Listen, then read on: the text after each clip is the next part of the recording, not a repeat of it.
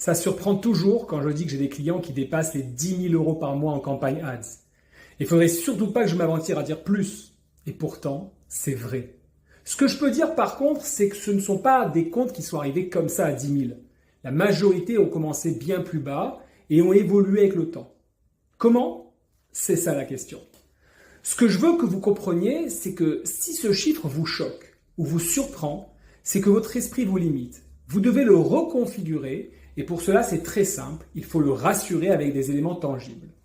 D'abord, ça ne viendrait à l'esprit de personne de jeter 10 000 euros par mois à la poubelle. Si des sociétés investissent ces montants, c'est que ça doit marcher, ça doit être rentable.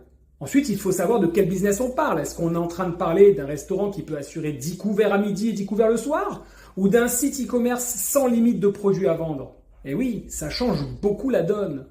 Donc, pas d'inquiétude. Mais il y a un secret, il faut se l'avouer. Et non, la taille ne compte pas. Par exemple, nous gérons des campagnes d'un grand cabinet d'avocats de réputation mondiale et pour autant, ils ont des petits budgets bien inférieurs à 10 000 euros par mois. La vraie question, c'est quel est votre objectif, celui que vous voulez atteindre?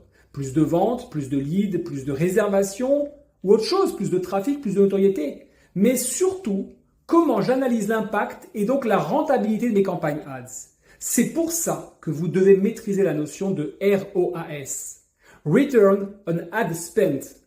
Le ROAS va nous permettre de mesurer le CA généré pour chaque euro investi dans la publicité. C'est la seule manière de mesurer le succès de vos campagnes ads et d'adapter votre stratégie. En plus, maîtriser votre ROAS vous permettra d'anticiper les dépenses à venir. Plus besoin de demander à votre agence des estimations qui peuvent parfois laisser pensif. Alors comment ça se calcule? En fait, de la même manière que le retour sur investissement, le ROI. Revenu moins coût, le tout divisé par le coût. Soit autant dire le revenu total de mes campagnes divisé par le coût total de mes campagnes. Vous obtiendrez un chiffre qui correspond à ce que vous récupérez pour chaque euro investi. Et cela peut aussi bien se calculer en pourcentage.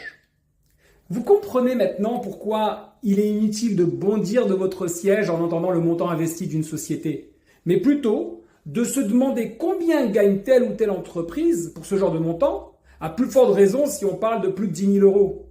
Allez, à vous de jouer. Et si vous avez aimé cette vidéo, abonnez-vous, likez.